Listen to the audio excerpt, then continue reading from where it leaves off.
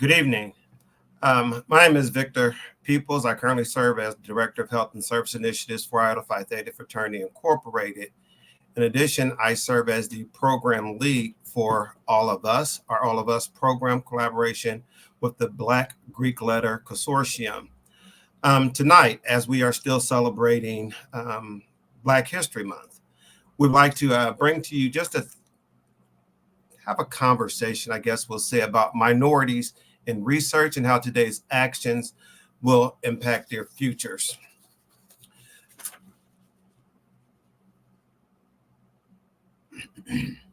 I'm going to, if we could put a screen slide on.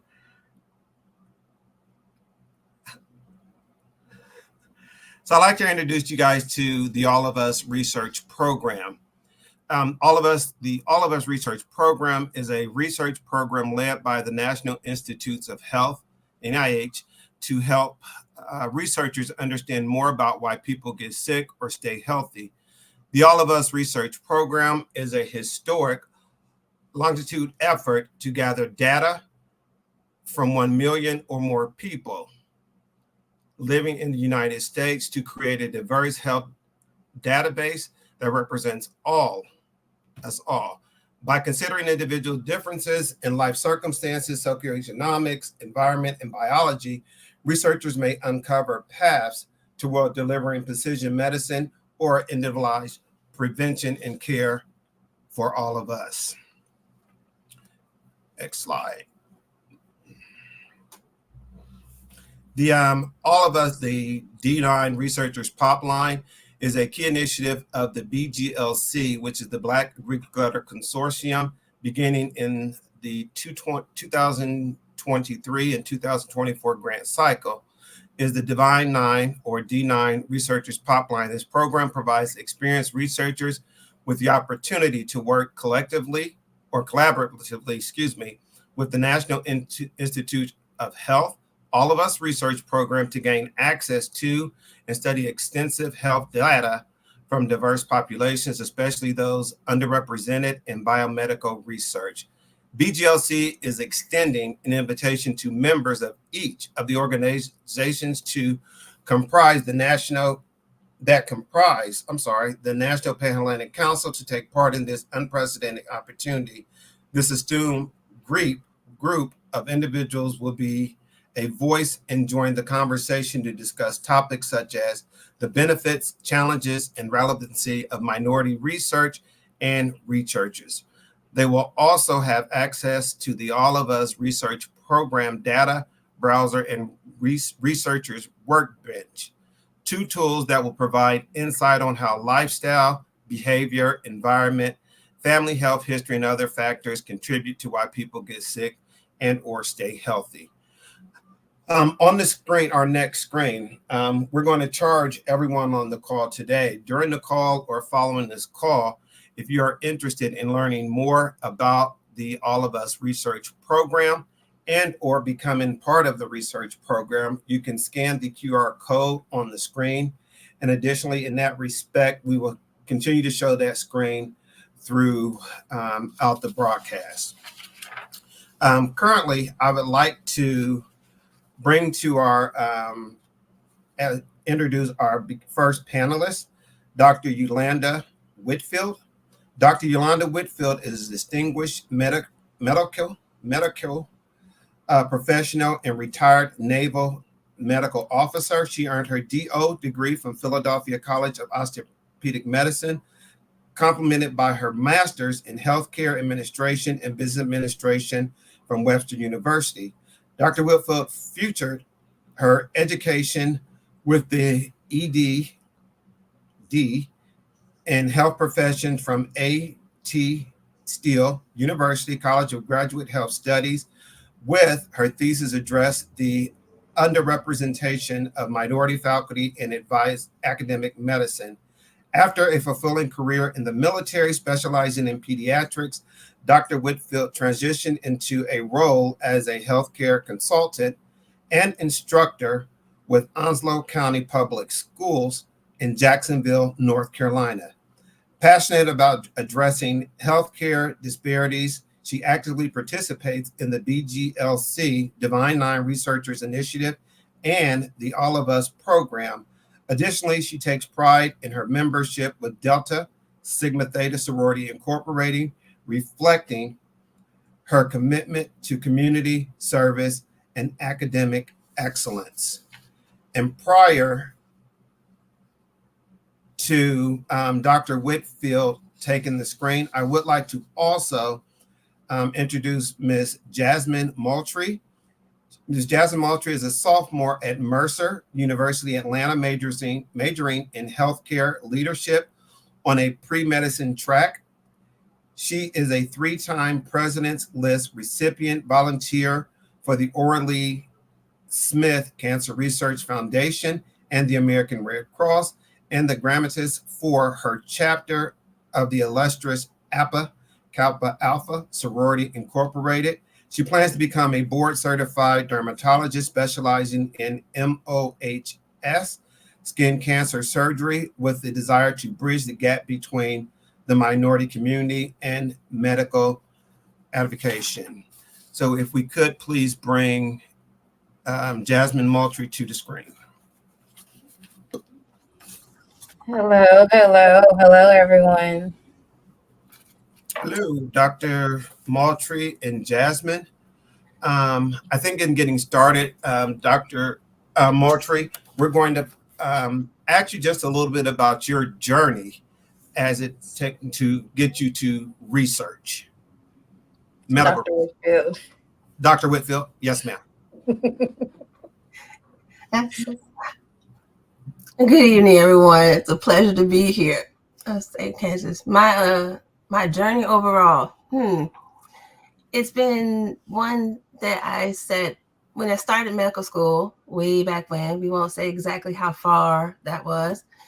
Research was talked about, but it wasn't really stressed as much as it has been over the course of time. So now students are having to actually, at least most, in their final years or even in their internship residency timeframe, of having to complete at least one research project before they get certified.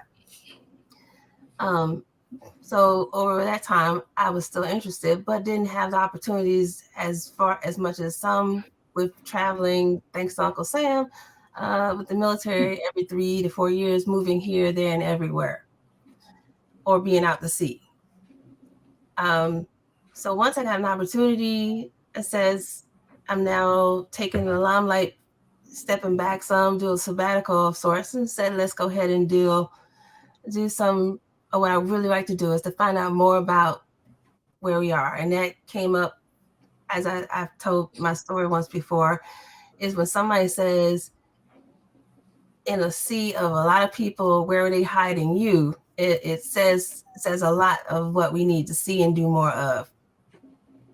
And so I want to focus on why, when we walk into facilities, healthcare facilities, when you look at the images on the walls and you don't see very many people of color on those walls, it's like there's a problem, and we need to figure out a way to address it. So that's how I got more engaged in that form of research. Thank you. And Jasmine, as you are starting your journey, what is that looking like for you, young lady? Oh, lots of advocacy, if I'm being honest. From being a patient to now being a student, I've seen a lot, so I'm trying to fix a lot without saying too much about the healthcare systems. But I started off as a hairstylist by trade. And during the birth and after the birth of my first daughter, I ended up being going through a traumatic experience with the hospital that I gave birth at. And that kind of changed my attitude on what I wanted to do in life, which has put me on this journey to becoming a doctor. Because as Dr. Whitfield said, there's not enough of us. And there's not enough people that are advocating and making sure that we get the healthcare that we deserve and also pay for. So that's my biggest thing. Of course, I've mentioned that I'm a mother, so setting the example for my girls has also put me on this path as well. Nice.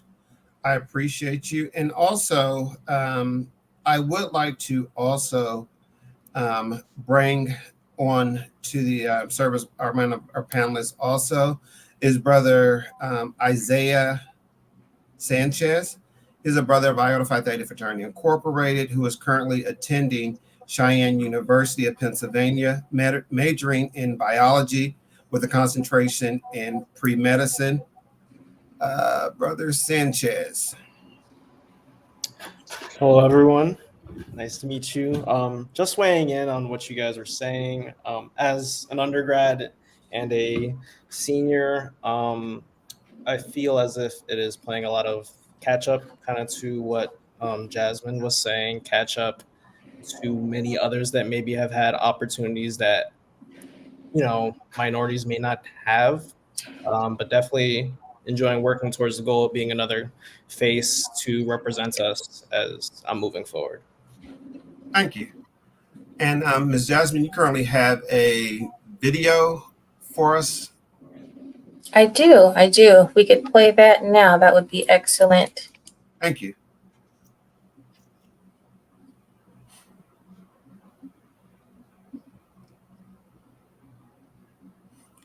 While we are waiting for the video to play, on your platform, whichever platform you're on, Facebook, Instagram, could you please ask questions in the chat? We will then have those questions answered by our panelists and or Dr. Whitfield. She's still one of our panelists, but yeah, Dr. Whitfield as well. So if you give us a moment, we will be bringing the video on the screen. But while we wait, Jasmine, I'm sorry, and Isaiah, do you have any questions for Dr. Whitfield, especially as with all of us, we are discussing precision medicine. So if we know that precision medicine is basically one size fits all. And so what is your take on this as you take your journey into becoming doctors? If you don't mind me asking the question first, Isaiah, I do have a question for you, Dr. Whitfield. First of all, thank you for your service. I don't know if I said that the first time that we spoke, but thank you. As a woman in that branch specifically, it's not easy, especially on our hair in salt water. But anyway, so thank you for your service. So my question is, because precision medicine is kind of a touchy area anyway, why DO instead of MD? So I chose the DO route, not to say there was anything wrong with allopathic medicine. There really isn't. It's just that with the osteopathic medicine, you get an opportunity to be a provider for the holistic approach to a person. We used to say way back in the day, it was like that a layman's term to describe a DO is an MD and a chiropractor combined into one. So, like some took offense to that, but we said, nope, that gives us a full perspective, because not everything requires medicine. It might just be a slight tweak to put everything into perspective. So that's why I shifted more towards the osteopathic version versus an allopathic school. I applied them, but it was more geared for what I was looking for. Gotcha. Thank you. I do have a question. It's kind of relating to the DO path, as she was saying. What are some maybe like adversities you face going through DO school? Because I've heard of plenty of adversities going through MD, but I don't really hear too much about the issues of DO school and how that works. So do you have, maybe you could shed some light on that? Well, if I shed light, it's going to show how old I really am. I would say it's just like allopathic schools. The number of students is low. I mean, it's increased since I first started, but it's still low in comparison. I was going to address that as well later. But it's looking at, so I can say in my class, there were 7 of us. It says 4 females and 3 males. That was the extent of us as minorities in my class. That has since changed over time, but nonetheless, it was a small, minute group. And We stuck together. We had to. Mm. But it's like the same challenges that some others have faced that I've talked to at other programs. It's the same.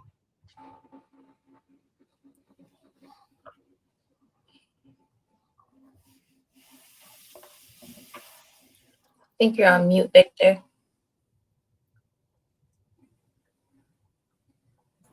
My apologies. With the All of Us research program, Dr. Whitfield, we are trying to reach 100 individuals to participate, a million, excuse me, individuals to participate within this program, right? Oh. Okay, so we're going to start the screen. Jasmine, do you want to introduce the video?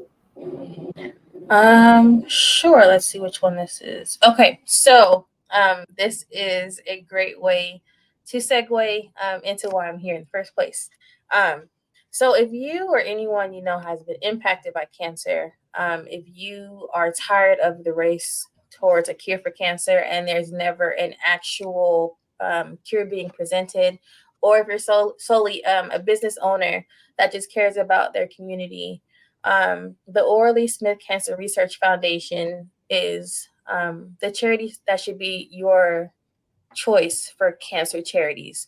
Thank you again to the brothers of Iota Phi Theta Fraternity for this invitation. This video is going to introduce the woman behind the scenes, the woman in front of the camera, and why I chose to join this foundation in the first place. You can go ahead and play the video.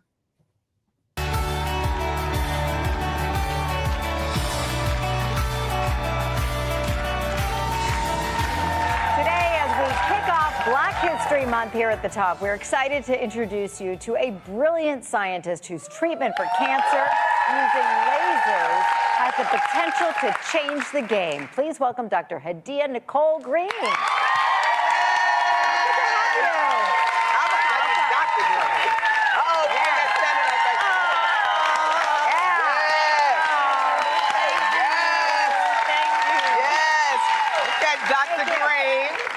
For being here. You flew in from Atlanta, where you are a professor at an HBCU.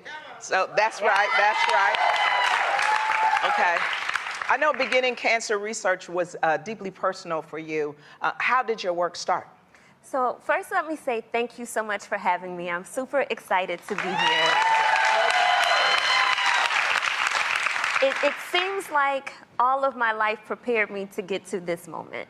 From losing my biological parents and having my aunt and uncle be more like parents than distant relatives, it brought this whole experience very close to home.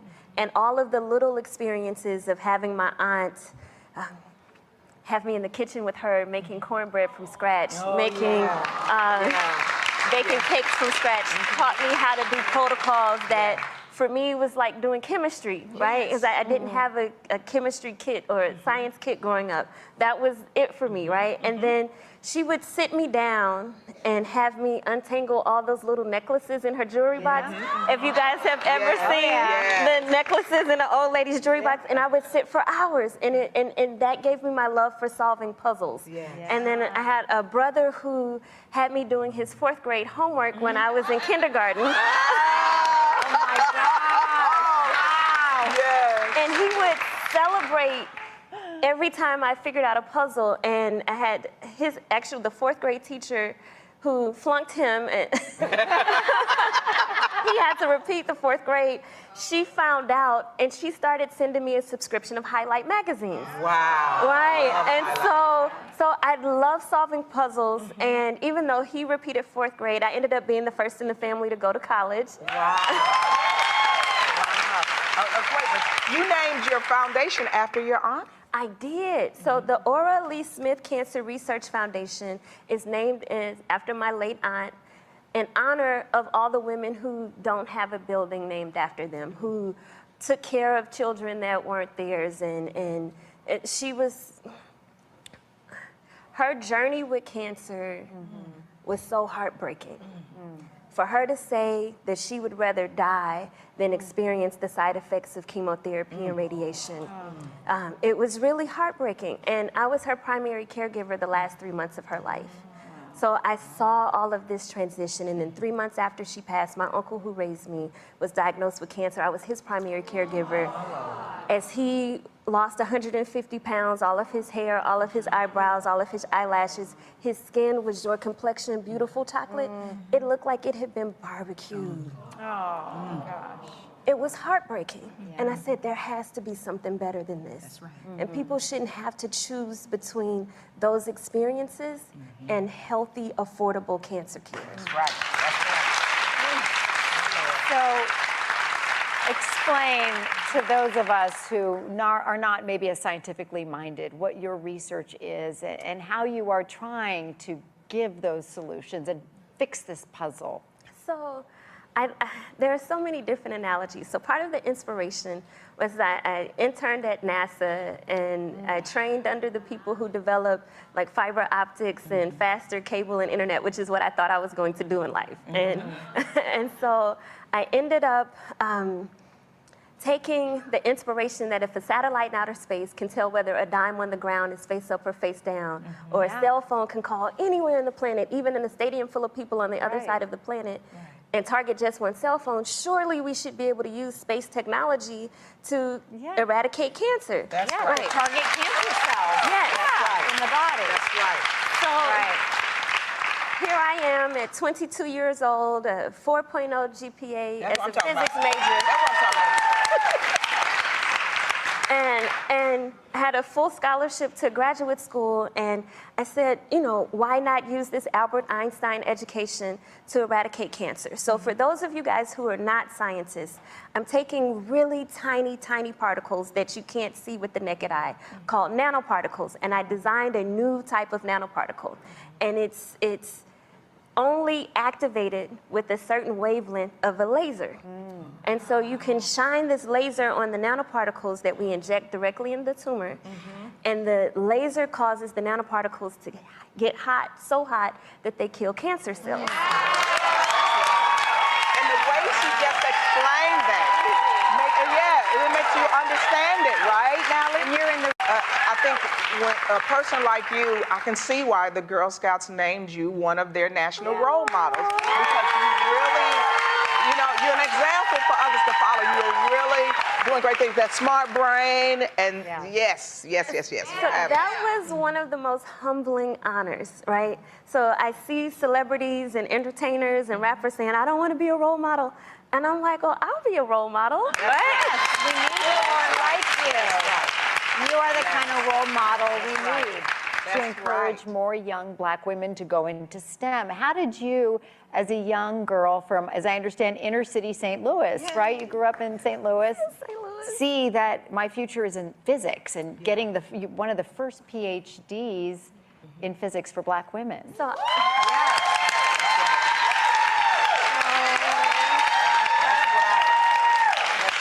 So I see you guys have on the screen my uncle who raised me. And there were only 2 times in life where I saw him cry. It was when my aunt passed and the day that I graduated with my PhD in physics.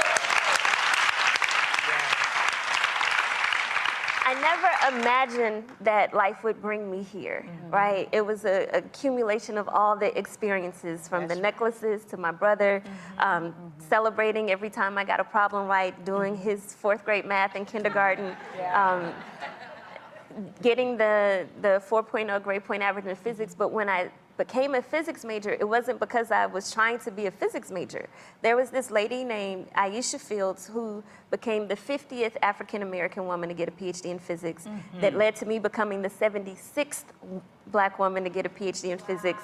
And that's a great thing. But I want to tell you this before you go, too. I love the fact that you talked about cooking being about chemistry. Yes. A lot of chemists out there on these out there.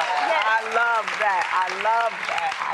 Dr. Green, keep telling your story, because more need to hear it. Thank you so much for being here with us. To find out more, you can go to thetalk.com to find out about the Orly Smith Cancer Research Foundation.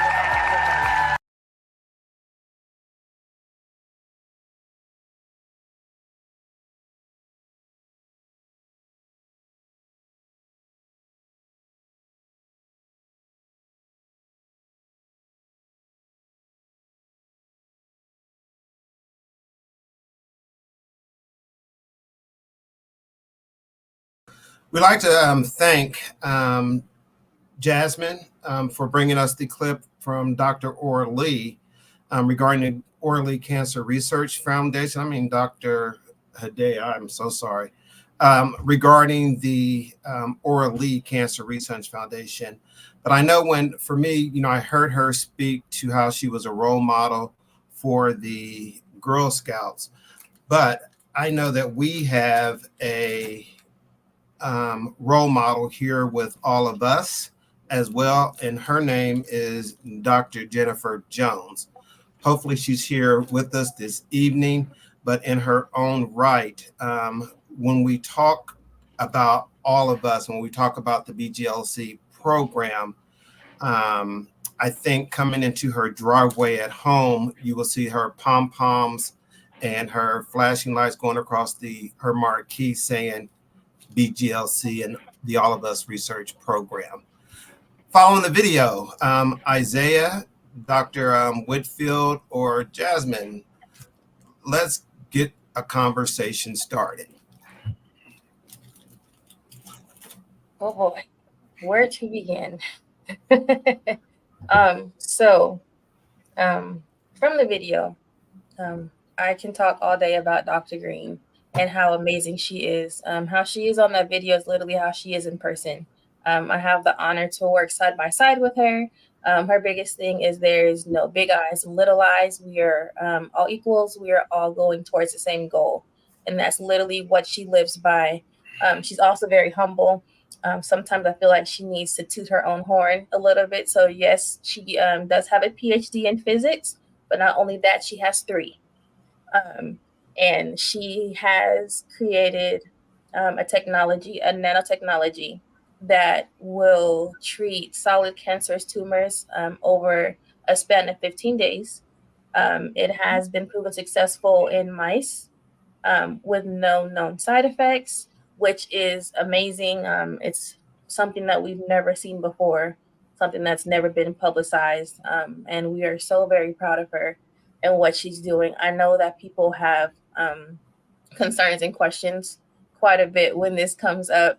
So if I can answer them during this program, I certainly will. If not, you can go over to orly.org, and all of the research is listed there, as well as the foundation and what we stand for.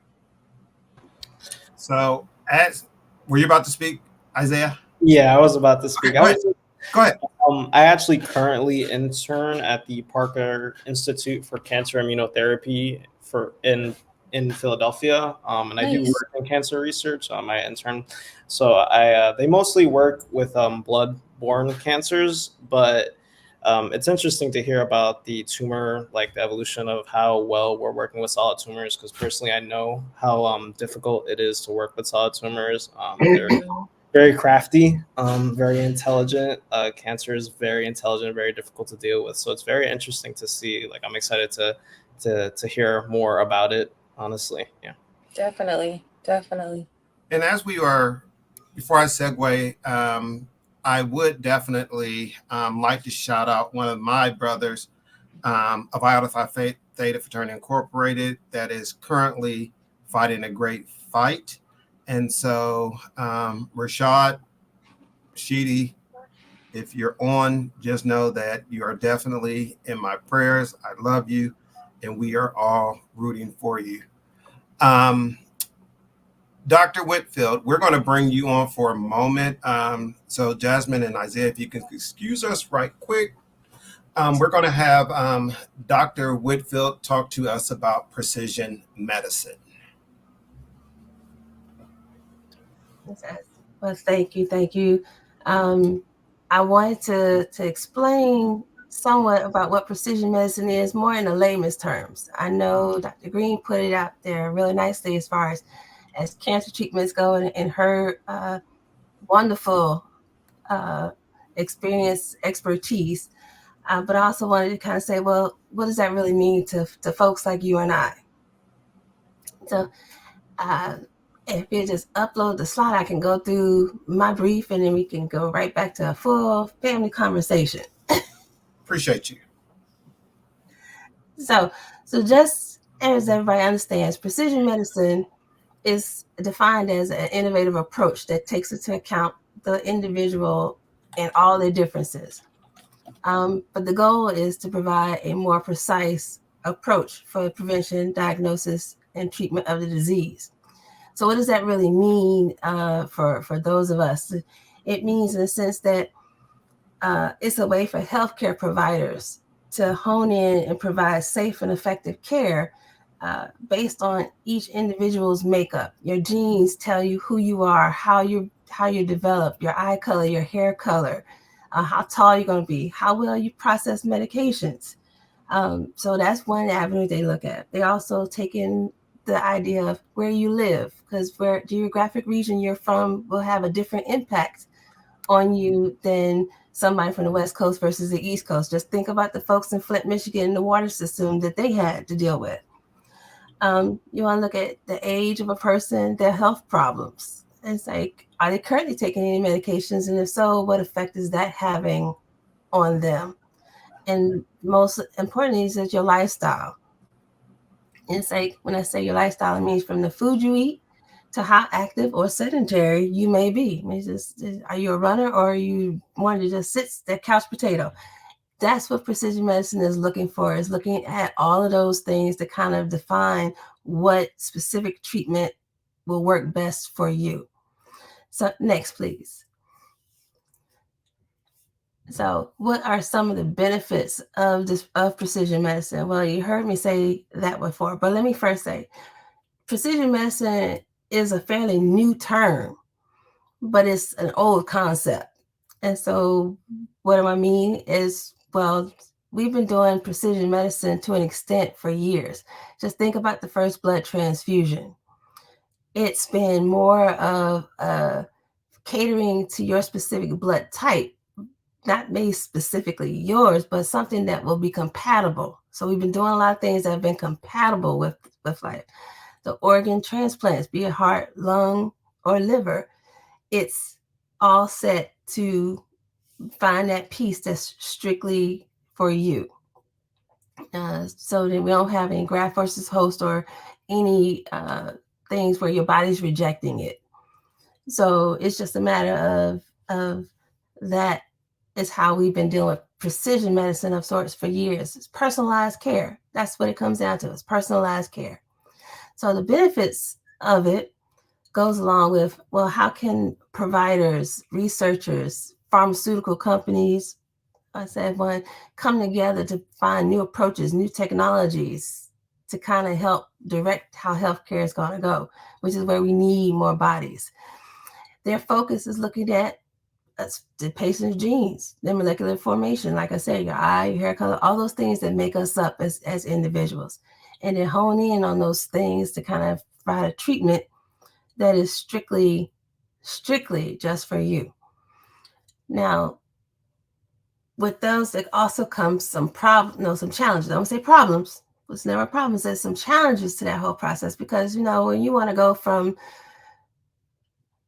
the smorgasbord drive-through to the steakhouse, it's like the concierge level of care, it's a different cost.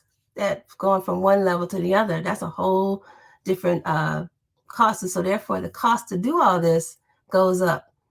And the sad part about it is that a lot of times the insurance companies, where we hope to get that pay, doesn't cover those testing, doesn't cover that extensive testing or screening. And so therefore it becomes a little bit more specific to that. The other part, challenging, is that when training healthcare providers, it's like before, we're trained on specific levels of care. We're trained in the specialties that we so choose to go into.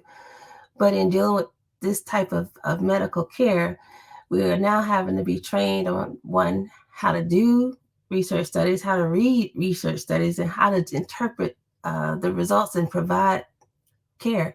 Because care, everything before was, this is what we have found compatible to that. We get a template of, if the patient has this, this, this, and this, then the likelihood is that this will be the treatment that will work for them. But as we know, treatment is not a one-all, be-all, for-all. And that's why we need the number of participants in research to increase drastically. and not just the number of the participants, but researchers. So if we could go to the next slide. So the numbers, I put in a small slide here because this is from the All of Us database in support of it all.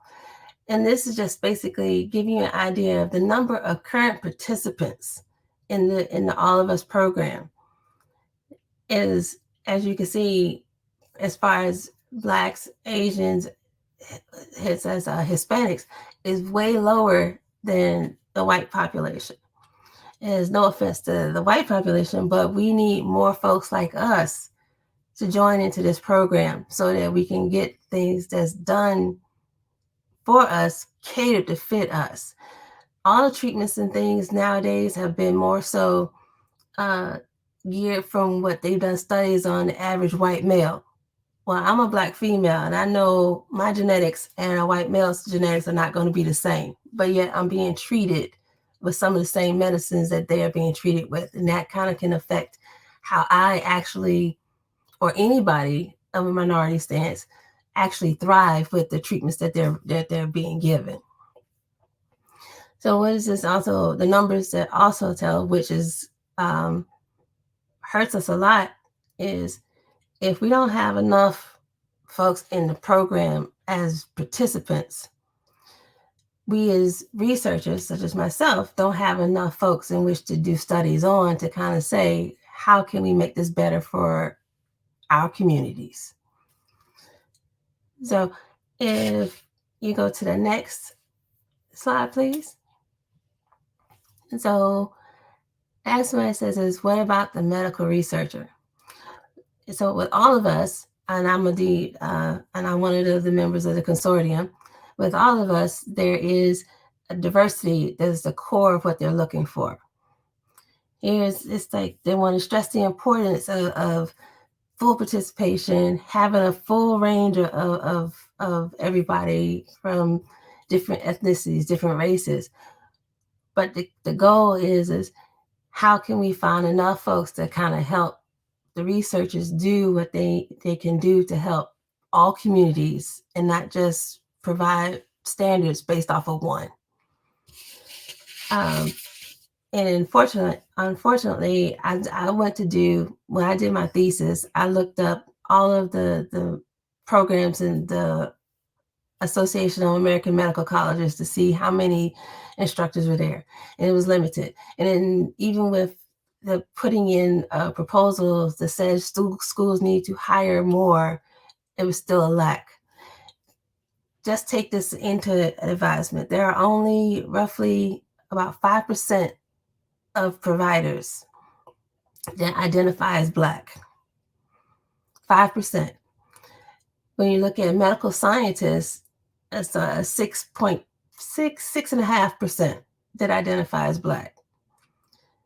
It says a small number in comparison to what could be. And so therefore, we need more individuals to look at that, because the key is the demographics aren't pleasing.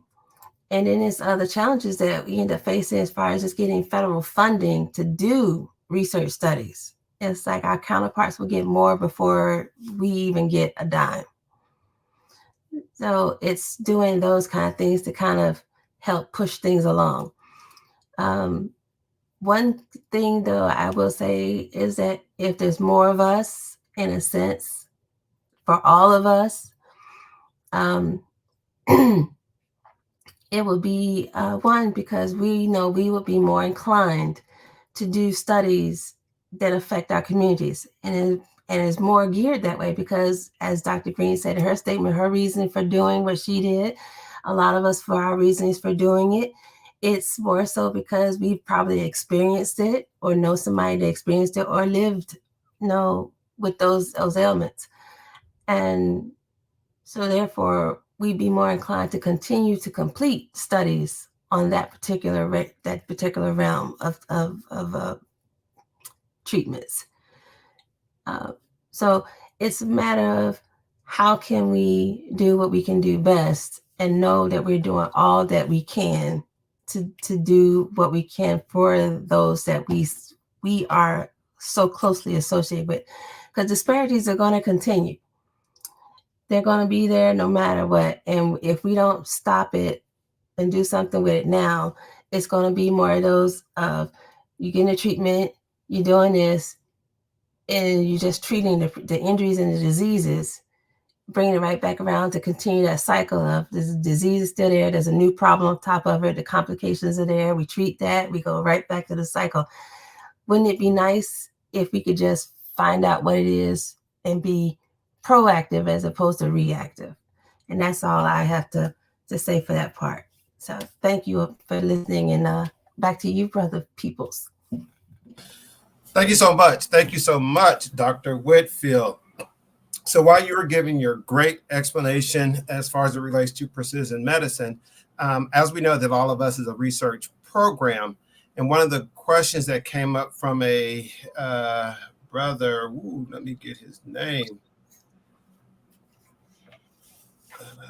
Stephen, where are you at? He asked, was this the same as gene site research? Say that again? GeneSight, GeneSight. And it says it's a form where it tests genes, how it may affect your medication outcomes. It's like there are a lot of innovative studies out there that are looking at all aspects of gene therapy, the genomic therapy. And each one focuses on a whole different venue of things. So yes, that is part of one of those things that says it's not just one technology, there's multiple. But it's all that matters of what can kind of hone in on what that individual person really needs. Okay. And also we're about to bring Isaiah and Jasmine back onto the screen, but what we also Gibbs, if you could please bring the QR code back up. So if anyone is interested in learning more about the All of Us Research program, you definitely can scan the QR code here and get information regarding how you can sign up and be a part of the program. I do have another question. And my screen is letting me find it. Gibbs, are you able to put the question on the screen, please?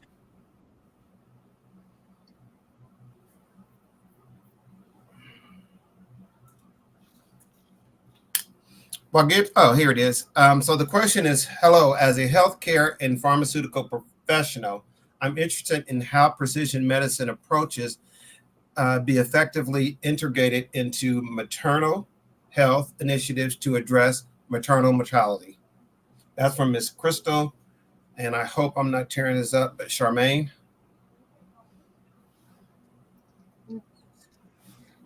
Well, it's like, Crystal, that's a great question. And it's same, how to say, everything gets incorporated to address those issues. It's taking it to the next level of getting the OBGYNs to add in their input, finding out from the background of the individuals. It's all tied in to one another, just to kind of say, if you're at family risk, if you're at a high risk or a low risk for anything, it will pick it up. Now, will it find everything? We're still learning on these old innovative technologies. And that's what says the more they come up with new technologies, new innovations, we may get to those answers sooner, hopefully not too late. But definitely, just as you said, once they get all the providers involved, all of the researchers, to kind of make sure we're asking the right questions. Because all the research is all about asking the right question. You can get a lot of data, but if you don't have the right question, it's like it will be for naught.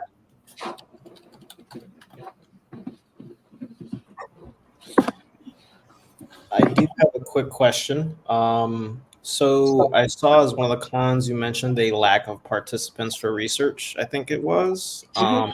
I know that fundamentally the community, the minority community and the Black community entirely has issues with medicine and distrust with medicine. How do you think, I know it's kind of a loaded question, how do you maybe approach those trust issues in research and kind of put some people who are mistrustful at ease maybe?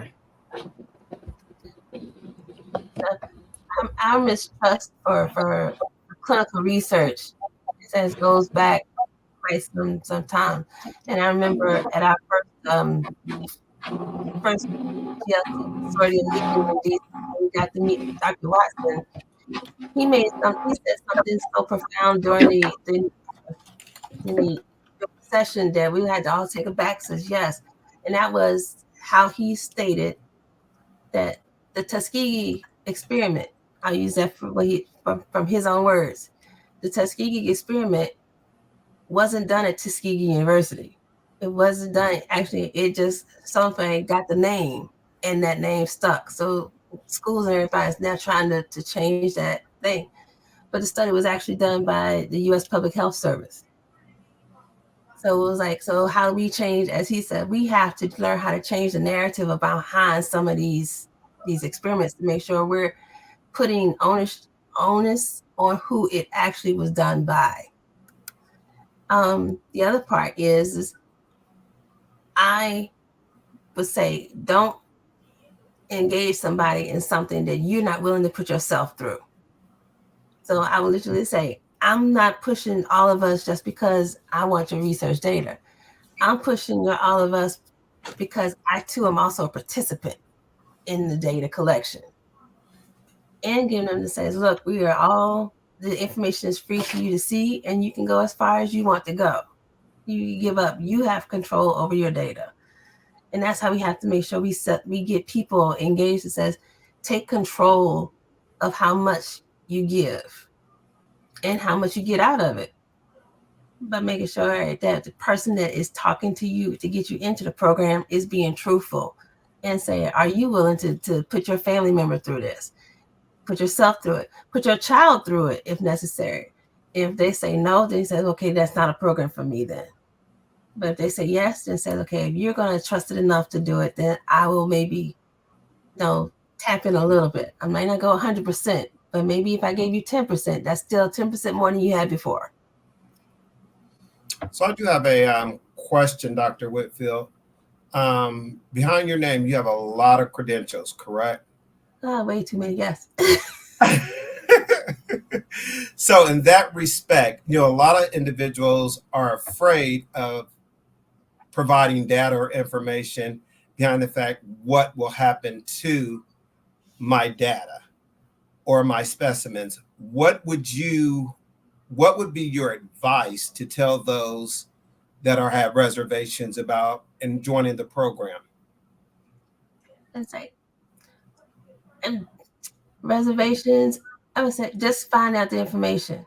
Just it's out there. You can actually see the data that's being used and collected without even being a participant just yet. You can't see who or what because it's all anonymous, but they publish quite a bit. And you can see everything that has been collected, like the numbers I showed as far as whites and blacks and everything. All I did was, just to get that data set, was put all of us data sets in my Google Drive, and it popped up that information.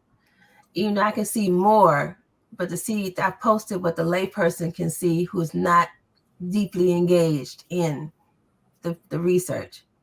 So you can just do it all, just go through it, ask the questions. And it says do a test run, because it starts off, what most it says, starts off with a survey. So okay. That's before you give up any blood, any urine, anything of true DNA. And it just starts off with a survey. It's like the survey, I forgot how many questions it was, because like I said, I went through it just to kind of see what kind of things they would be asking. And it's like, is there a facility near you? Is it, how close is the nearest hospital to you? How much, how many doctors are in your community? How many, is there a grocery store in your neighborhood, or do you have to drive so many miles away from it? it's looking at all of that kind of data to kind of get an idea of, the individuals that are answering these questions before you even give up any specimens. So I do have another. So in other words, I'm sorry, before I ask the other question, what I'm hearing from you, I heard the autonomy, so that's anonymous, but then also I heard that it's safe and secure. Yes, it definitely is. I haven't seen any of my stuff leaked. One of the questions I have that came from the chat, it says, what role does organic meds play in precision medicines, especially with cannabis? Okay. But I wish I could answer that question, but I have not seen anything as far as organic meds, but it doesn't mean it doesn't exist. It just means I haven't seen it yet. So if I find out, if that person lets me know, I will dig deep and get that answer back to them. Okay. I'll make sure, Brother Lonnie, if you could make sure that you provide us with your information, we'll properly get that question answered for you. So I'm going to turn this to Isaiah and Jasmine. Let's have it, young scholars, future doctors. I said I want to turn the tides on them for a moment. Uh-oh. Because it's only fair at this point now. You're right. I've heard some of your bio, and I've heard part of your why. So what about research are you looking to do? Because as pre-meds, I know you're gonna have to come across it. So what kind of research are you looking to do? Isaiah, do you want to answer that since you're at the end of your undergrad? Sure. So it's just recently that I started really getting into research because of the opportunity I've had with the internship. And since I've been working mostly with immunology, that's kind of been like what I've really been looking into. I've always been wanting to be in the front line of research, and just having the opportunity to be a part of it is super exciting. But honestly, right now, I'm really looking into immunology. I'd like to explore more of maybe biochemistry, just because I find that broad field like very interesting. But yeah, immunology and biochemistry, it says that the two fields I'm most interested in when it comes to research. Yeah, I think that's partially the same for me. I have a fascination with biologics right now, so that's a big one for me. But further than that, I have a personal interest in sickle cell and HS and the T cell count relation between them both. And so that's something that I'm trying to put together. Now, do I know how to begin the research? Not exactly, but I'm doing the research to figure out how to do the research right now for that. That's always a good start. That's where I am right now, trying to figure out how to start. So I think you mentioned it earlier, the survey is how you start the research. So I'm trying to put together mine now. Okay. So if you guys don't mind right quick, we're about to pivot right quick. And we're going to ask Rick to come on, and he's going to provide us some information about a resource that I think is in everyone's community. So we'll be right back.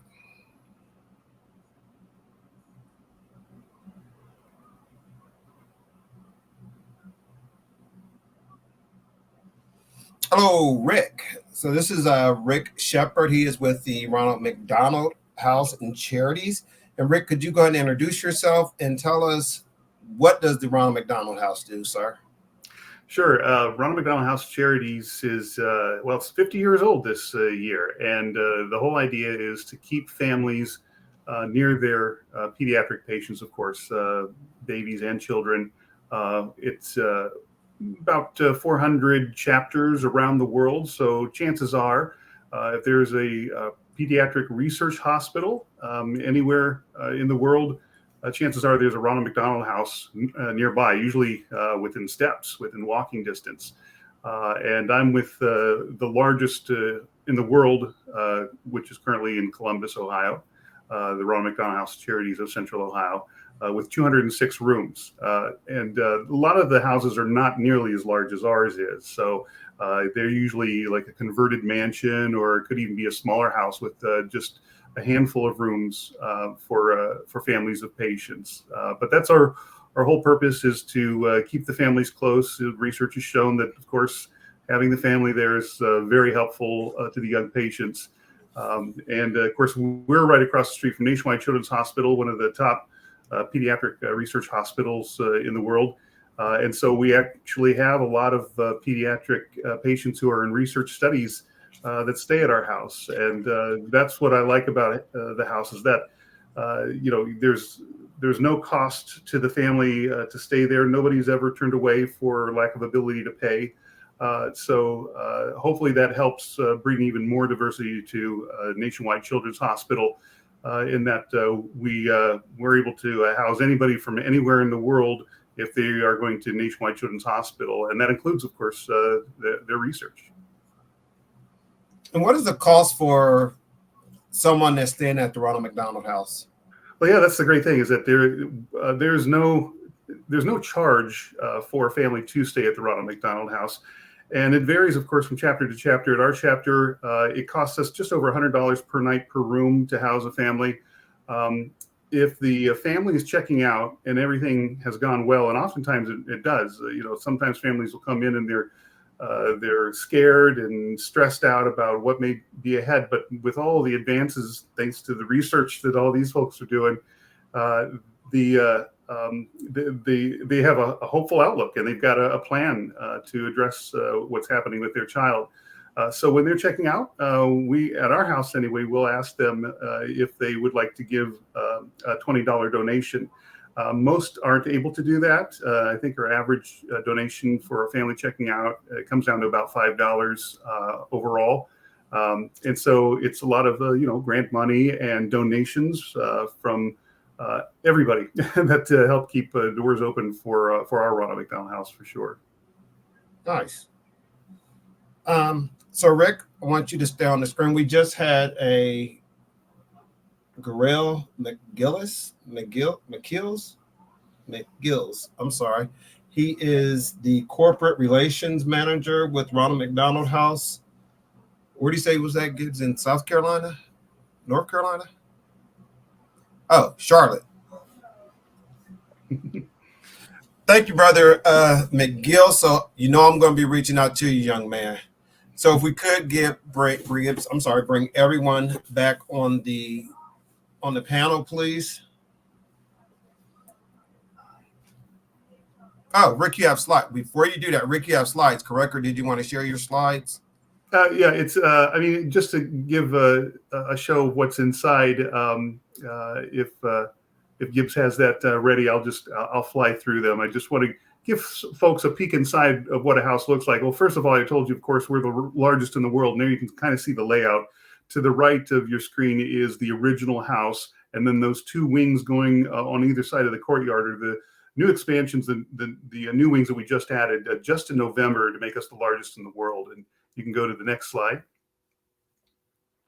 That's a picture of the actual house from a different angle. The 206 rooms are next to that road you see on the right side. So those are 86 new rooms that have been added to bring us to the total of 206 rooms, making us the largest house in the world. Can you go to the next slide? And of course, the mission of Ronald McDonald House Charities of Central Ohio, and this is really the mission of all the chapters, is to create, find, and support programs that directly improve the health and well-being of children and their families. So it's a very wide mission, and that's why when it comes to research, we really support that with pediatric research, in that we have the house for the patients to be there so that they can take part in this important research studies. And oftentimes we'll even put out flyers and things like that in our. We have what's called Ronald McDonald Family Rooms, which are kind of like big waiting rooms. They also have laundry facilities and showers and a kitchen, as well as just a place to relax. And we'll put out flyers there oftentimes from research studies so that those families can know that they can take part in research. We'll do that at the house and also at our Ronald McDonald Family Rooms. And you can go to the next slide. So the whole idea of Ronald McDonald House is to provide a place of comfort, compassion, and convenience for families with critically ill children. We offer meals, laundry facilities, activities for the guests, and of course, we're only steps away from Nationwide Children's Hospital, as are most of the Ronald McDonald houses across the country. Usually a very short drive or shuttle ride. Ours is within 500 steps of Nationwide Children's Hospital. And you go to the next slide. We don't just provide rooms, we provide food as well. We have lunch and dinner are always provided for our families. And we're large enough that we actually have a chef that we have on staff. And what will happen is meal groups will come in, usually from like a company or an organization such as a fraternity. They'll come in, they pay, I think it's like $300 or $400 ahead of time for the actual food. And our chef Blair is her name. She'll go out and procure that food from her resources so that it's at a very low cost, and some of it's even donated. And then that group that comes in to volunteer as a meal group gets to actually serve the families at the buffet, so they get the gratitude directly from the families. That's one of the great experiences, and what really makes it a community at the Ronald McDonald House. You can go to the next slide. And of course, kids are intuitive and feel the stress that overcomes a family. And because of the Ronald McDonald House, Seth didn't feel like he was a burden at any point. It helped him to be calm and positive, knowing we were being taken care of, which is what he needed. And that's, of course, from Jill Kemp, a mom of a patient who stayed with us. You can go to the next slide. And this is, I believe this might be the video, and I'll just let it play out here. But we get families from all over the world, needless to say, here in Columbus, Ohio. A lot of folks from Appalachia, and also we also have others. Ronald McDonald House Charities of Central Ohio is a home away from home for so many families all over the world. Sometimes these families need to travel to access specialized care for their child. Believing in the Ronald McDonald House has truly helped us all. I'm speaking for myself and my family and other families that live here. It's really a nice establishment, and we've been able to meet other families that are not going through the same thing as my daughter Journey. However, we're all in the same vicinity, and you think your situation is bad, and you hear other stories that are even more complex. And so we're just asking for a lot of support and blessings and prayers and thoughts about myself and all the families here. No matter how far they're traveling, families can find comfort here. Families stay together here. People working there, the volunteer working there, they were like helping, they would help you every time they could. And yes, you can talk. What you want to say, Louis? Do you remember us? Do you remember us? I love Ronald McDonald's house. I love the playground. I love the food. I love the people. But my favorite room in the whole entire Ronald McDonald's house was the princess room, the playroom. It was all about princesses, and I love princesses.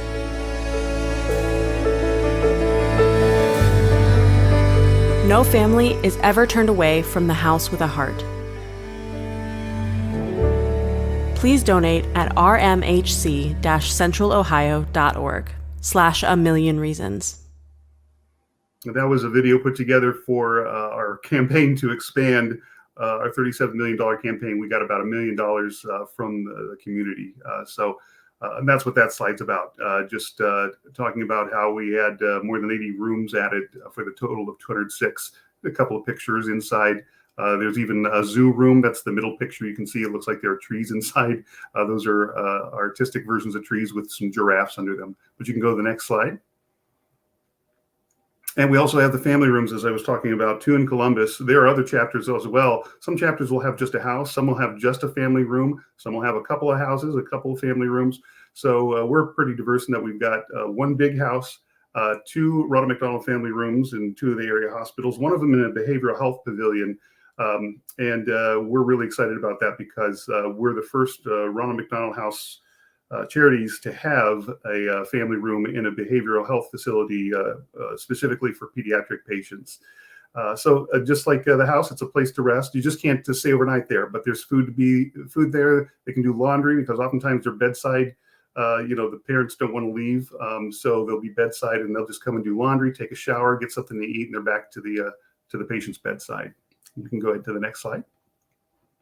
That's just a wide shot of the family room, our newest one, in the Behavioral Health Pavilion at Nationwide Children's Hospital. And there's even an outdoor patio there beyond those windows. It's on the 5th floor, but they can go outside, and they're on top of the 4th floor with that outdoor area. You can go to the next slide. We also have the Ronald McDonald Caremobile, which is staffed by clinical service providers from Nationwide Children's Hospital. And there are other chapters also that have these Caremobiles.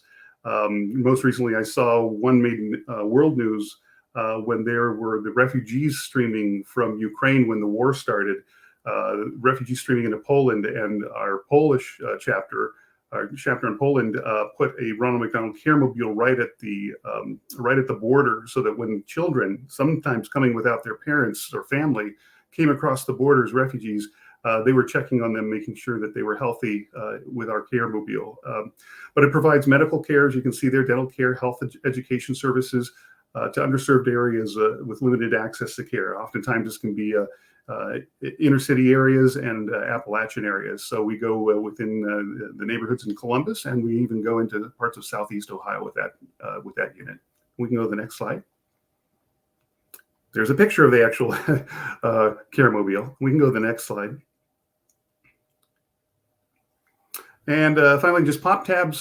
People are always trying to find a way to support the house. If it's dollars, obviously, is always the biggest thing, dollars. But pop tabs. You can collect pop tabs and take them to your local Ronald McDonald House.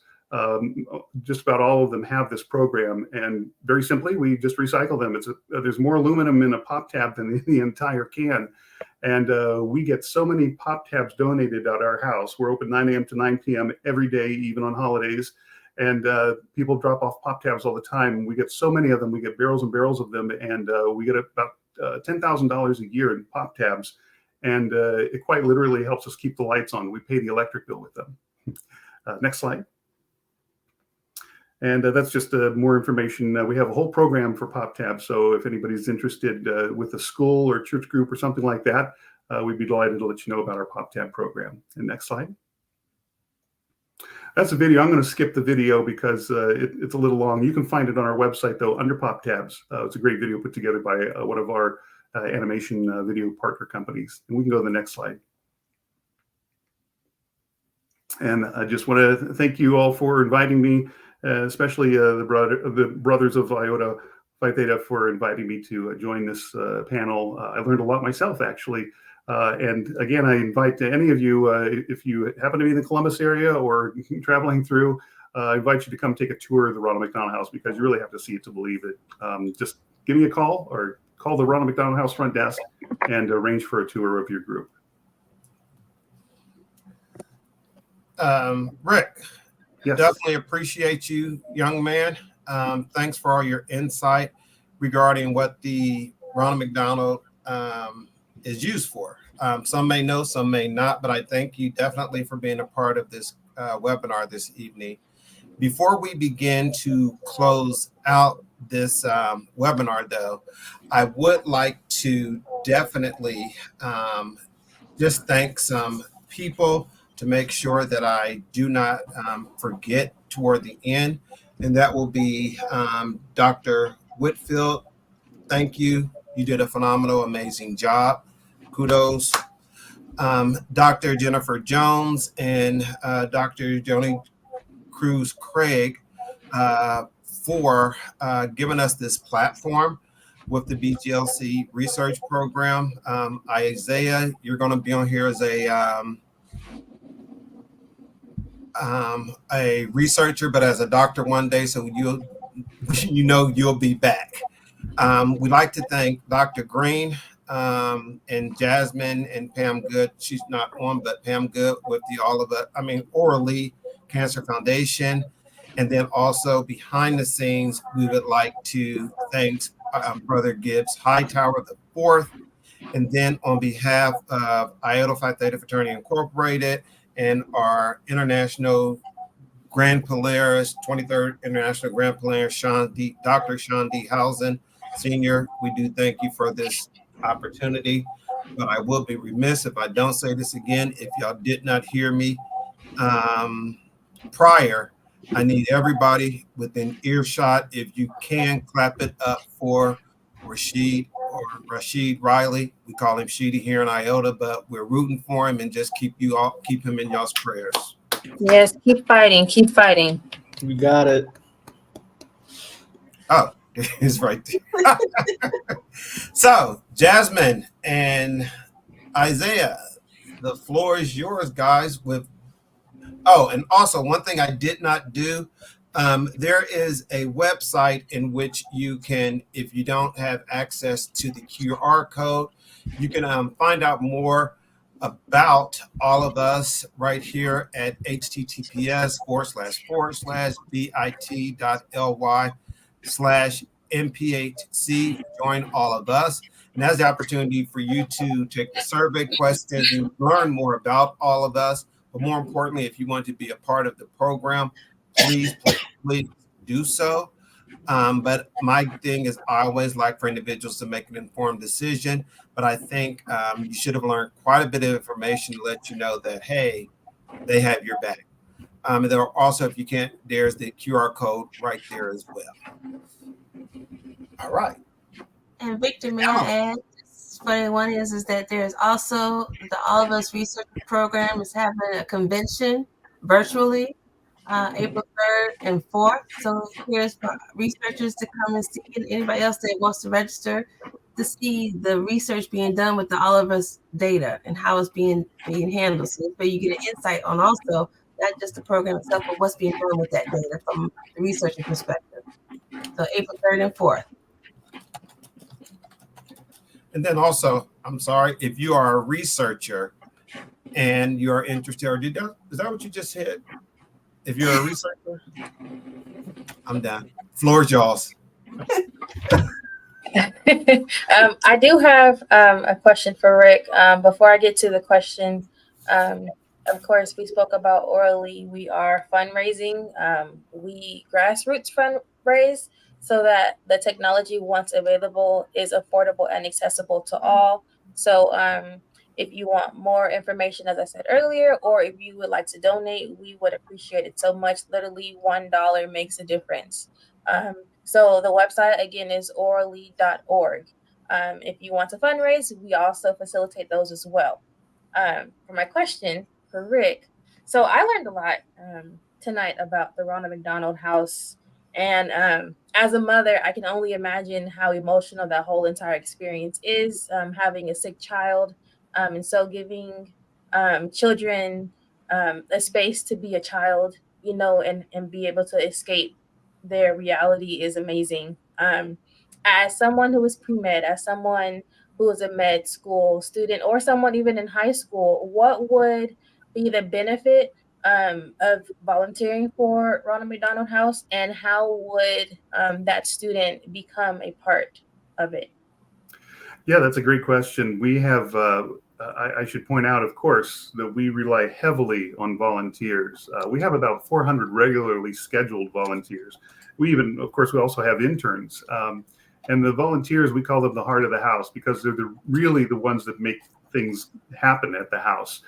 They interact with families, help them get what they need.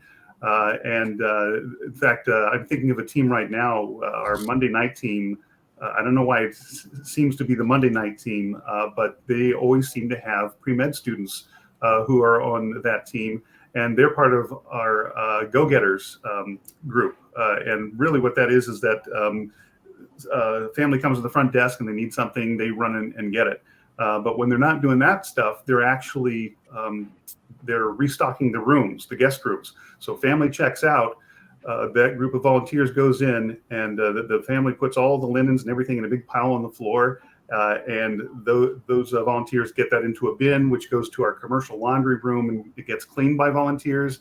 And then when a room is ready to be restocked, volunteers, the same group of volunteers will go into that room and put out all the fresh linens and that sort of thing.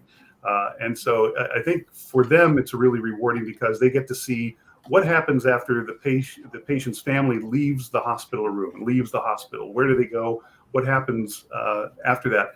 Well, that's where they go. They go back there, and we try to make sure that everything's as comfortable as possible for them because obviously they're going through a stressful situation. The whole idea is to have them be as comfortable as possible when they get there. We've got the food ready for them, and we've got the beds ready for them. And that's thanks to more than 400 volunteers, regularly scheduled volunteers, and just give a few hours of their night, for example. Anybody who wants to volunteer, check with your local Ronald McDonald House. Ours recently grew, of course, so we'll need even more volunteers. Weekends, nights, once a month, we can do. Isaiah? I do have a question maybe for both Jasmine and Dr. Whitfield. How do you guys approach the daunting thing that is, medical school or, osteopathic school when you're getting towards it? As an undergrad, I'm taking my MCAT in May and applying in the summer, and it's a little terrifying. I'm not gonna lie, it's pretty scary. How do you guys approach that daunting figure? Or, well, how did you guys approach it? And, do you have recommendations? Do you have tips for maybe undergrads looking into that? And yeah.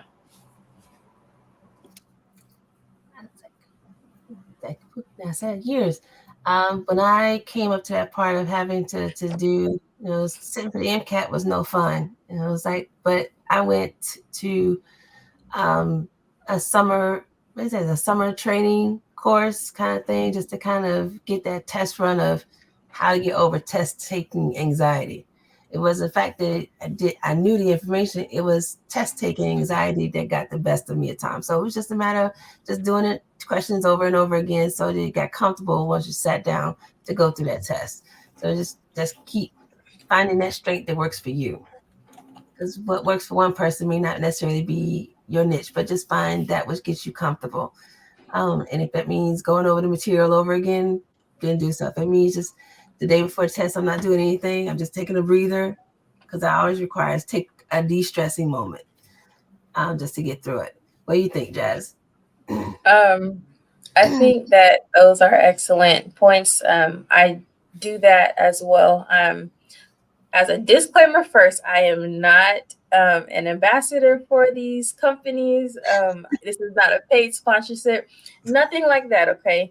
But I do have the tutoring resources from the AAMC, and then also Jack Weston.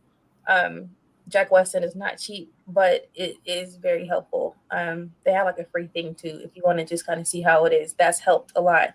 I don't sit for my MCAT until next year, but I feel more prepared because I can answer the practice questions on those websites. And then I also live by a mentality of just get it done. And so either way, we've come this far, so you have to do the tests, or else, what was the point of getting to this point anyway? So study, prepare, do it, see what happens, and then if you need to, try again. So I, again, would like to thank all the panelists and participants behind the scene, those in the audience or viewing this evening. So as we begin to close out, I'm going to charge you all with some closing last words. If we could please make it short, because we are closing this out at 9:30. So we're going to start with you, Rick. Well, sure. I just want to remind folks that, after you're done with your research for the day, you're doing your part with the research for the day, you go home, just remember, if it's a pediatric research, that there are those families that don't get to go home to their home. They're going to their home away from home, near the hospital. I just say, if you find your local Ronald McDonald House, give them support, and because they're supporting the families that are often involved with research at these research pediatric hospitals. Thank you, sir. Jasmine? Same as what Rick just said. Obviously, we are all here because we care about our communities. We care about people. These things that we're doing are bigger than us, bigger than our purpose. So utilize the resources and also help support the resources that are being provided. We literally rely on the public to have these things available. So if you can, please give, please support, please share the word. Ronald McDonald House, Orally, all of us. These are all very important for our community. So I am sending out a challenge to everyone to give 10 Pop Tops, $10, 10 minutes of time, everything in tens. That is my challenge for the rest of this year. Thank you, Brother Isaiah. Yeah, I just want to honestly thank everyone for the opportunity to be here and to listen to everybody's insight. Like Rick and Jasmine said, make sure that everyone is kind of starting by looking into the links that they provided, seeing that information and spreading it, because that's really how you start to really make these programs do well. Thank you, young man, and definitely good luck, Jasmine and Isaiah, Rick. As we are closing out, we're going to bring Dr. Whitfield to the screen alone, guys, and we're going to bring the QR code up again with the information where you can find more information about all of us. And Dr. Whitfield, we're going to give you the closing words, young lady. So thank you, Brother Peoples. I just want to thank the Iota Phi Theta Fraternity for giving us this platform in the first place. So, because if it wasn't for you, we wouldn't have been able to get this information out. Let's challenge any researchers to come and be a part of this program. It will be fulfilling. It will provide you additional data set, because we all know how we need those repositories for information.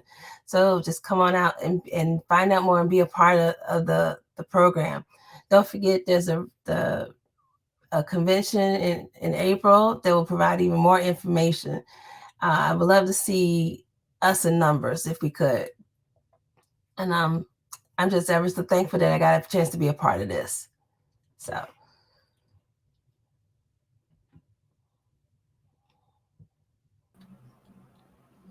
Again, we appreciate you all for attending this evening's webinar. Dr.